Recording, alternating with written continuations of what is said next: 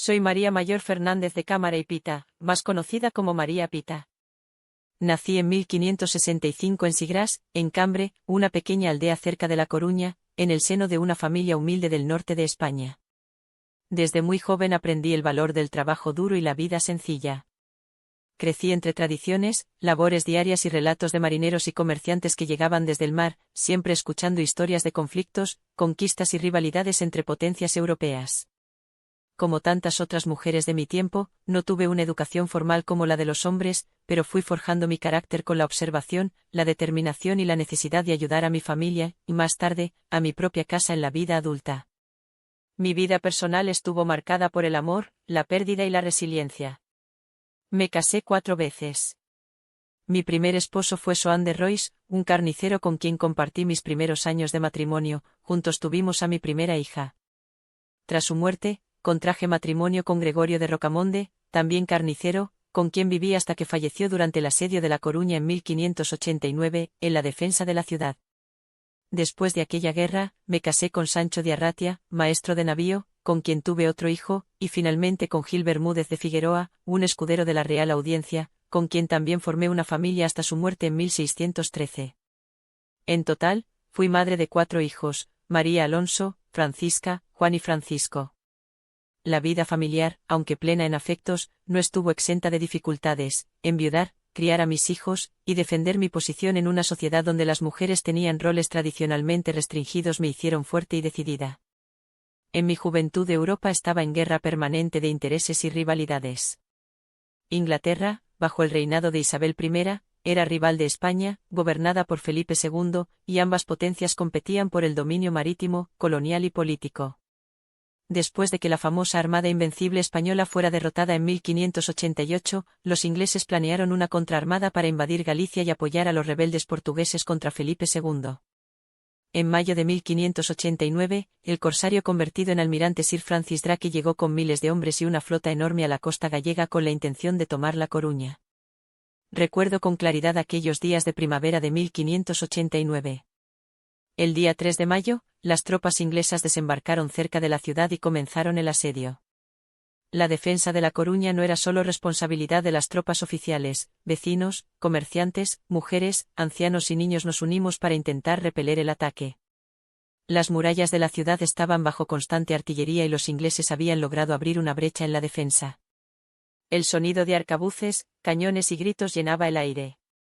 Sentí la muerte de mi esposo Gregorio cuando intentaba contener el avance enemigo, y mi pena se transformó en una determinación feroz. Cuando un alférez inglés con la bandera de su ejército trató de plantar el estandarte en lo alto de la muralla, desafiando la moral de quienes defendíamos la ciudad, supe lo que debía hacer. Algunos cuentan que lo maté con mi lanza, otros dicen que con la espada de mi esposo, o con una piedra, e incluso hay quienes sostienen que fue con un arcabuz. Sea como fuere, lo derribé y le arrebataré su bandera.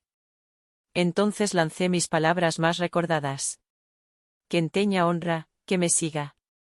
Quien tenga honor, que me siga, llamando a mis vecinos a continuar la defensa. Mi gesto no fue solo simbólico, inspiró a hombres y mujeres a resistir con más fuerza, a luchar cuerpo a cuerpo contra el invasor, a arrojar piedras, recargar mosquetes, y no ceder un palmo de tierra ni un suspiro de esperanza. La resistencia fue intensa y prolongada, pero aquellos momentos conmovieron profundamente a quienes defendían La Coruña. Los ingleses, pese a su enorme número, se habla de más de 20.000 hombres y decenas de barcos, sufrieron duras pérdidas y, tras varias jornadas de combate, acabaron retirándose a sus naves y abandonando el intento de tomar la ciudad. Aunque muchas mujeres lucharon junto a mí, como Inés de Ben, que también fue herida y contribuyó activamente, no fui yo sola quien defendió La Coruña, sino toda una comunidad unida por la supervivencia de su ciudad. Por mi intervención, el rey Felipe II me otorgó el empleo de alférez y una pensión equivalente a la de un oficial del ejército, un reconocimiento extraordinario para una mujer de mi tiempo. Después de la batalla, volví a mi vida cotidiana. Me casé nuevamente, crié a mis hijos y seguí en la sociedad coruñesa marcada por el recuerdo de aquellos días de mayo. Aunque pasaron años y mi figura quedó envuelta en leyendas, también fui protagonista de pleitos, viajes, solicitudes ante el Consejo de Guerra por el reconocimiento de mis servicios y la justicia en asuntos familiares y económicos. Morí en 1643, en mi tierra natal.